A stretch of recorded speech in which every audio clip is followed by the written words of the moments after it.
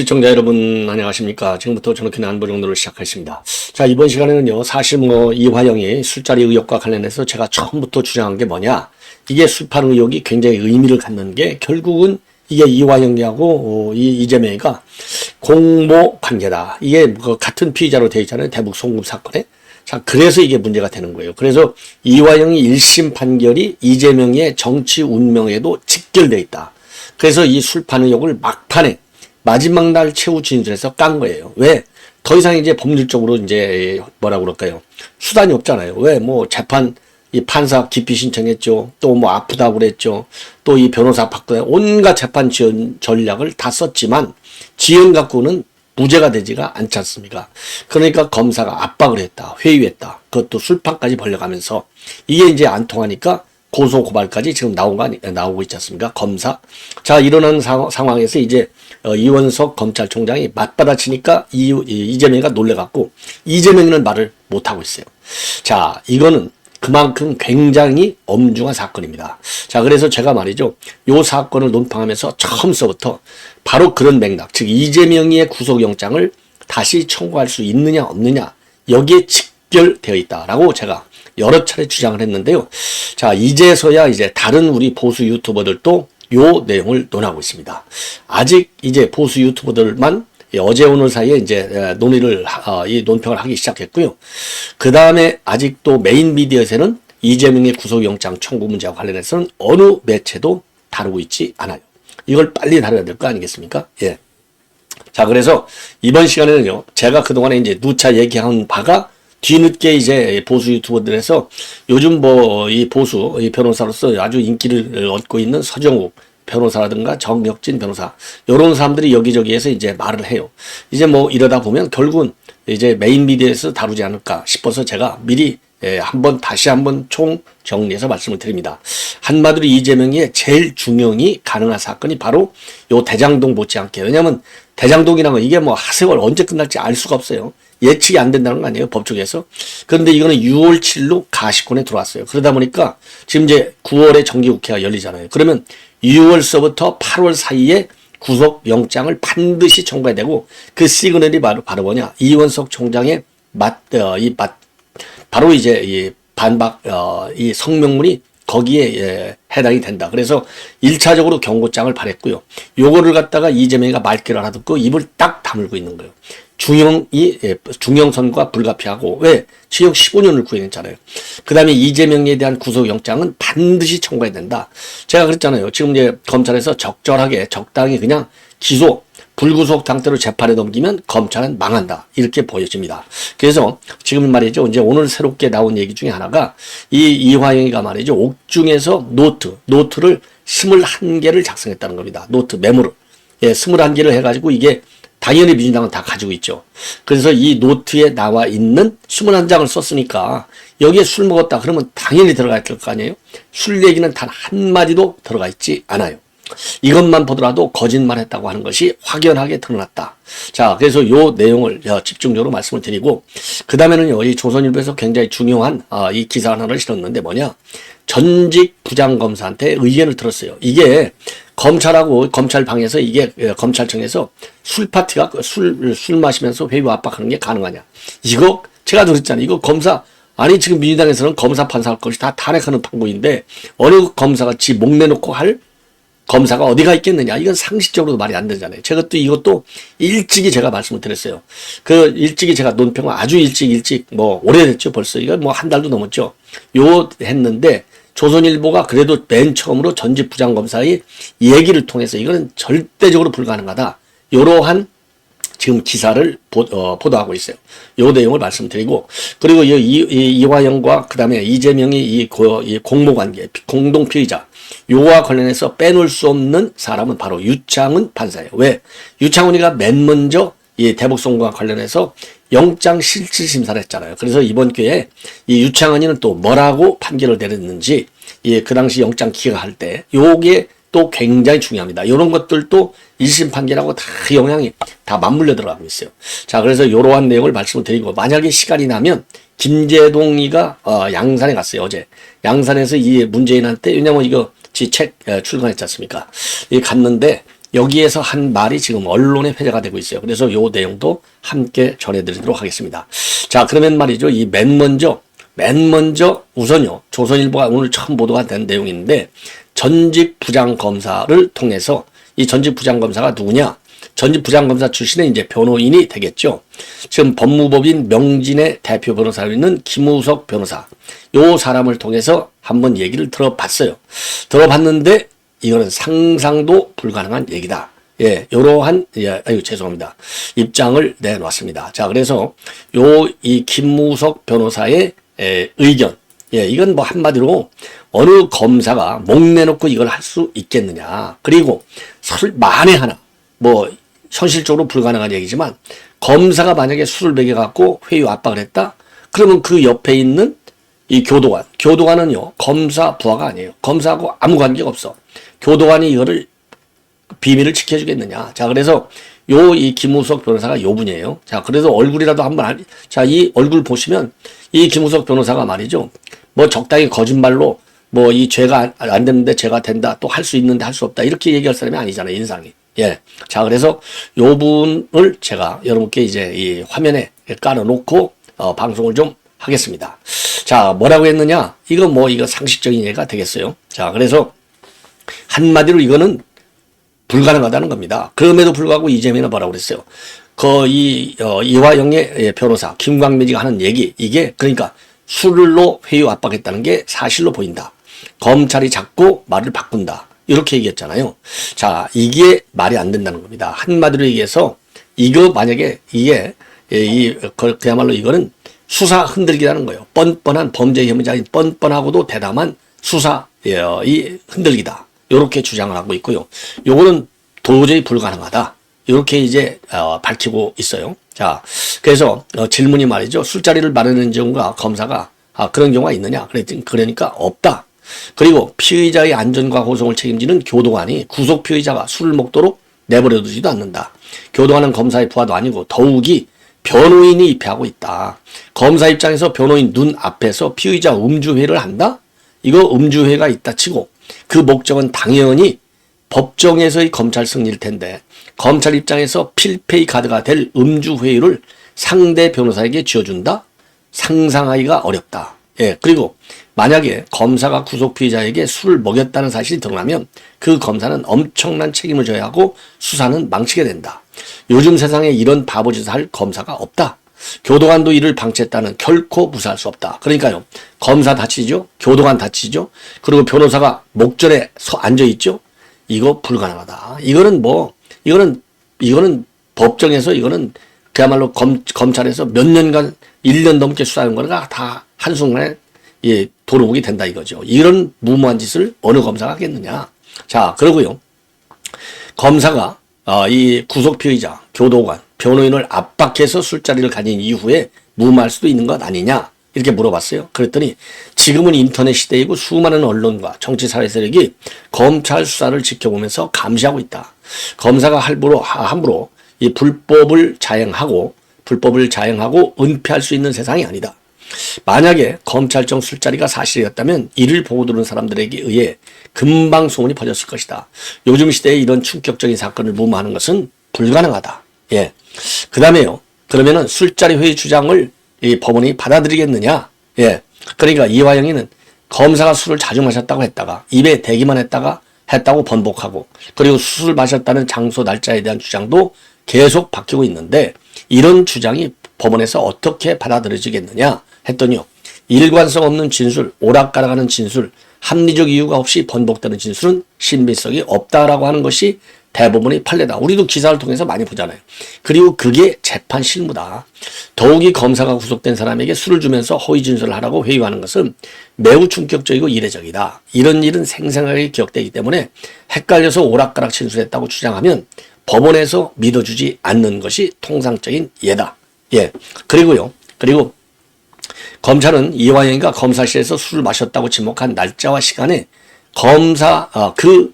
그가 그런 사실이 없다라고 하면서 교도관의 출정 일지를 갖다가 제시했는데 이 교도관의 출정 일지 이게 증거 가치가 있느냐? 당연하죠.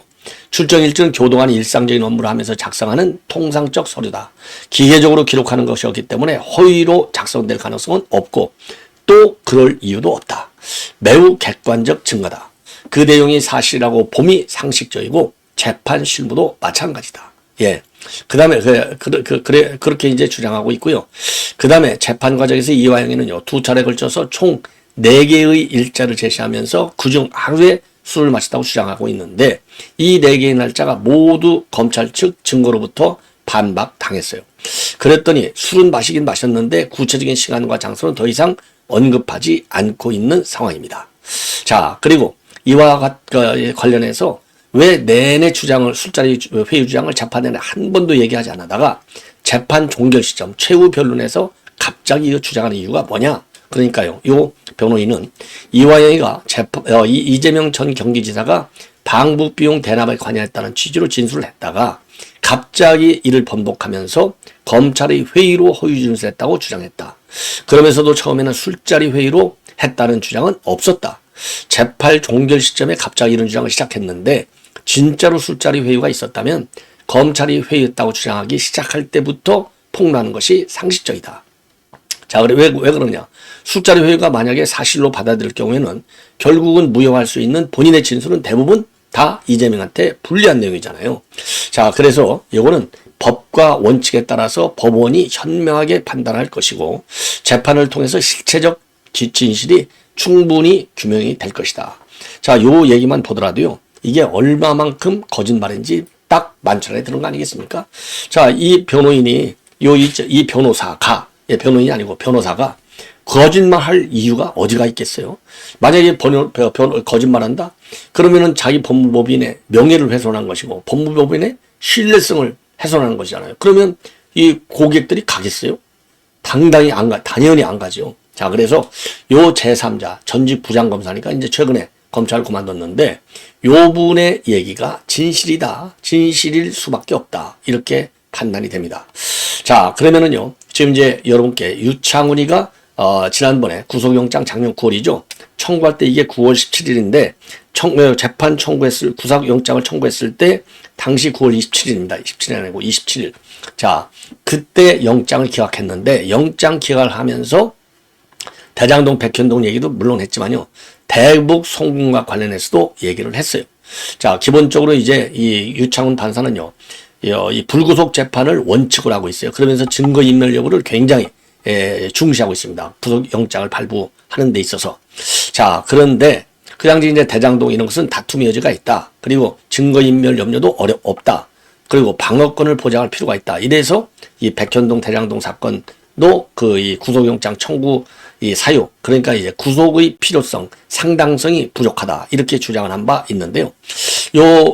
이 대북 송금의 경우에, 뭐라고 이제 얘기했는지 말씀을 드리면, 그 당시 이렇게, 지금, 주장을 했어요. 그 당시 이제 유창훈 판사가 뭐 했냐면, 핵심 관련자인 이화영의 진술을 비롯한 현재까지 관련 자료에 의할 때, 피의자의 인식이나 공모 여부, 관여 정도에 관해서는 다툼의 여지가 있다고 보인다. 자, 이렇게 얘기했습니다. 다툼의 여지가 있다고 보인다. 자, 그러면서 특히 대북 송금 의혹과 관련해서는요, 뭐라고 그럴까요? 이화영의 진술과 관련해서 피의자의 주변 인물에 의한 부적절한 개입을 의심할 만한 정황들이 있다. 그러니까 이재명이가 개입했다고 볼 수 있는 그런 정황들이 있기는 있다는 겁니다. 그러니까 이제 이 공모 가능성이 충분하다는 얘기나 마찬가지죠. 예, 그러면서도요, 이 피의자, 즉 이재명이가 직접적으로 개입했다고 단정할 만한 자료는 부족하다. 예, 부족하다. 그리고 이게 작년 9월달 상황입니다. 근데 그 이후로 계속해서 이제 재판이 진행되고 있고 새로운 사실도 많이 나왔지 않습니까? 그리고 이화영의 기존 수사기관 진술에 임의성이 없다고 보기는 어렵다. 이 얘기는 이화영이가 검찰에다 밝힌 내용 중에 보면은 이재명이 죄가 성립할 부분도 없다고 볼 수는 없다. 그러니까 있다 이겁니다. 그리고 어렵고, 그리고 진술의 변화, 즉 이화영이가 진술이 오락가락 했잖아요. 진술의 변화는 결국 진술 신빙성 여부의 판단 영역이다. 이 신빙성을 판단하는 진술의 변화는 이제 신빙성 판단에 중요한 이제 더 단서가 될 수 있는데 이 판단의 문제라 이거죠. 그러니까 이게 진술의 변화가 어느 게 사실이고 어느 게 가짜인지 요거는 판사가 판단하기 나름이라는 거예요. 예.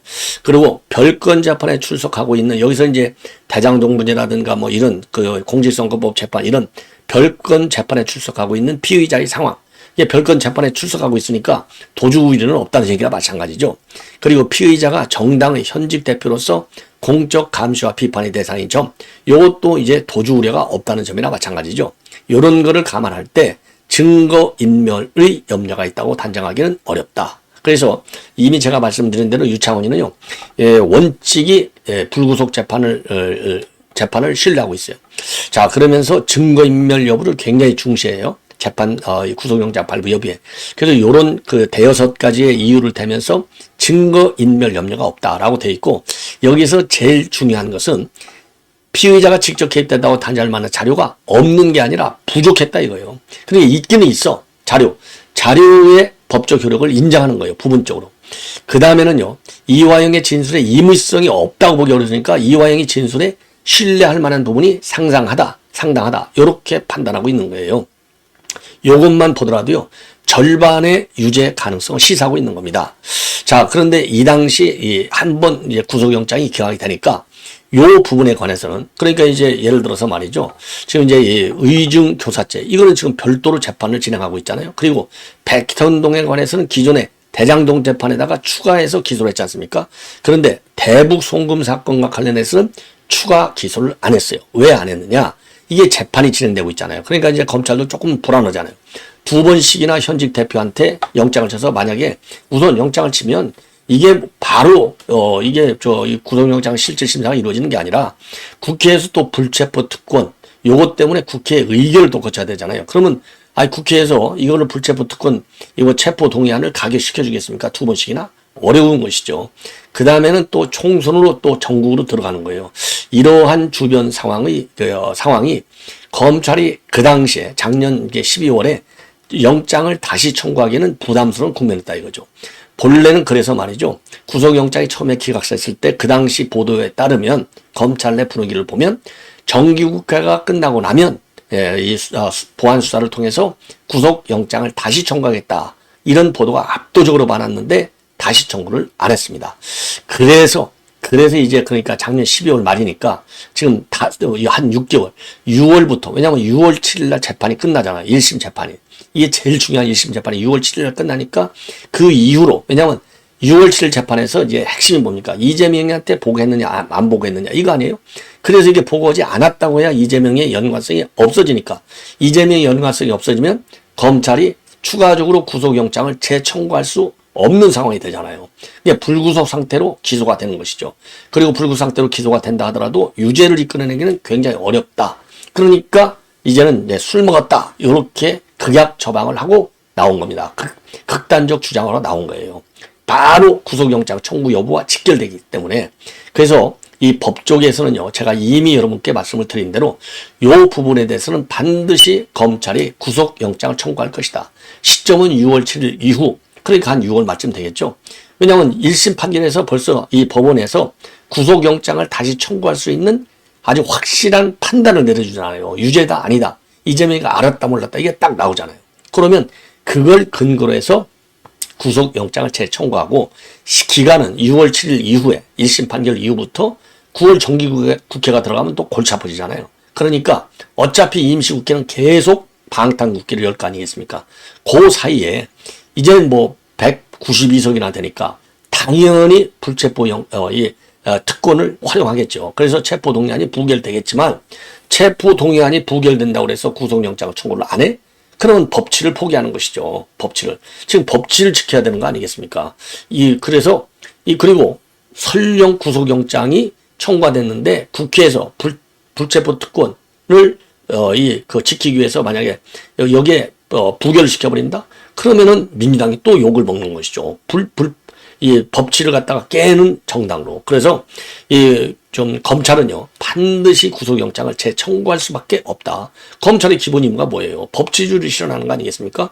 그래서 이재명가 이번에 입을 딱 다물고 있는 이유는, 이원석이가 열받아가지고 무슨 소리야, 너들 술 먹었는데 왜 술로 압박했다고 그래, 술을 안 먹었는데, 요 얘기하니까 이재명가 놀래가지고, 왜냐면 이 이원석한테 찍혀버리면 구속영장 청구하고, 그 다음에 재판에서도 형량이 높을 거 아니에요. 구형량이. 지금 이화영한테 15년 선고했으니까 이재명이도 비슷하게 구형을 하겠죠. 예. 자, 그래서 지금 이재명이가 입을 딱 다물고 있는 겁니다. 그러면 1심 판결 근거 이외에 또 이 빼박이라고 하잖아요. 증거가 빡빡하게 많아요. 물적 증거는 제일 중요한 게 뭡니까? 국가정보원의 정보보고서가 제일 중요한 물적 증거가 되는 거죠. 왜 국가정보원 정보보고서에 전부 이재명이 보고했다고 들어가 있을 거 아니에요. 그 다음에 중요한 것은 뭐냐? 이런 경기도 문건에 이재명이가 전부 사인한 거. 예. 그 다음에 또 사진도 있잖아요. 사진.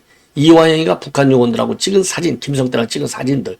다음은 또 녹취록도 있잖아요. 그러니까 물적 증거도 넘쳐 흐르고 인적 증거도 제일 중요한 게 이화영이가 불어버린 거. 이게 1차적으로 푸는 게 6월 9일이라는 거 아니겠어요? 작년도?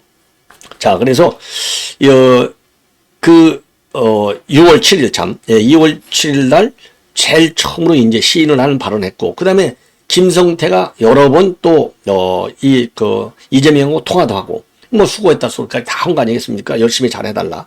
그 다음에 안부수도, 김성태가 이 대북 거래하는 거 딱 봐서 알잖아요. 그 다음에 더 중요한 게 이제 경기도 평화협력국장 신명섭 요 사람. 그 다음에 쌍마을에서는 또 방용철 부회장.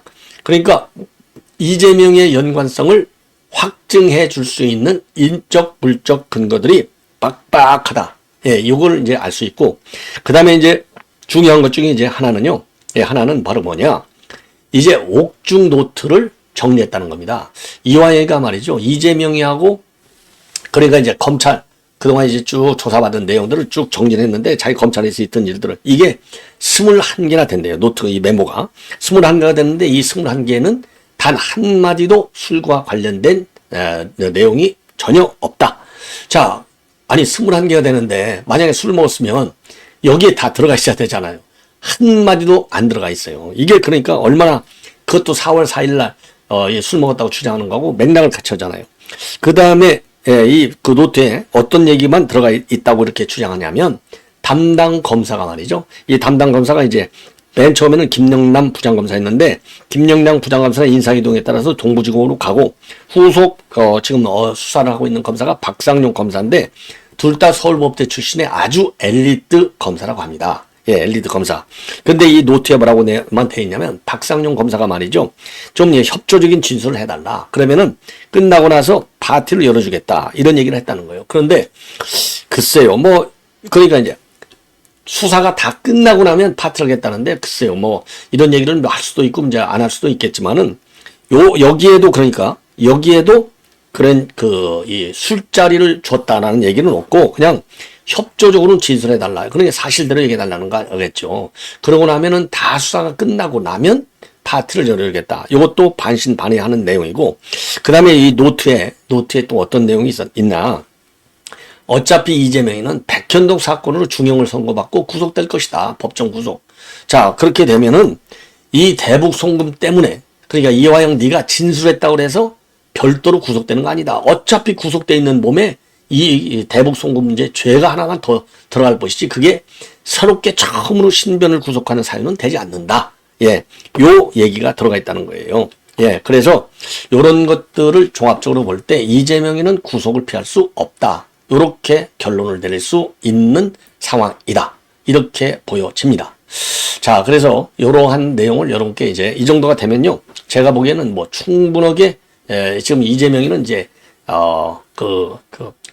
법정 구속이 되고 그야말로 정치 생명이 끝날 수 있는 중대 국면을 맞는다. 그래서 더 이상 검찰을 자극하는 것은 본인에게 도움이 되지 않는다. 그래서 이제 뭐라고 그럴까요? 말을 안 하는 거예요. 지금 갑자기 말을 딱 안 하고 있지 않습니까? 요게 이재명이가 지금 처한 아주 최악의 지금 상황에 처한 이 시나리오가 된다. 그래서 이거는 결국은요, 이 구속영장 재청구 그리고 중형 선고 불가피한 길이다. 요게 이제 법조계에서 나오는 전반적인 이 시각입니다. 시청자 여러분 이렇게 해서 본 방송은 마치겠습니다. 대단히 고맙습니다.